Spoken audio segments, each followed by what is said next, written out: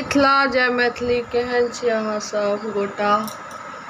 और देखियो हमर पतिदेव जात भोज खाय लए आ हमरा सबके नहीं ला जा रहल यऽ। हम सब की खायब अपना ई मौस के खूब के ठूसत, हमरा सबके नहीं ला जा रहल यऽ। कहाँ गया बता न पप्पा जाय छो भोज खाय लए, अपना सबके नहीं ला जेतो।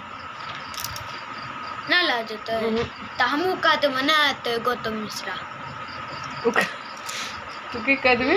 नहीं तो गौतम मिश्रा कत ककरा कह देबी? जे दिला है तो ना सुनलिया डायरेक्टे ही लाइने काट रहल छै पप्पा के भोज खाय से। अहाँ के पता या हमरा खस्सी बहुत पसंद छै। एकरा खस्सी के मौस चाही, एकरा बस मटन चाही। मटन मटन के बड़ा प्रिय लोग छी। कुछ दिन में ई फेमस भए जात मटन खोका ना। और जे दिन मटन खाय छी ओ दिन पाद बहुत मारे छी। फट गलत सलत किससे किस बाजत रहे छै।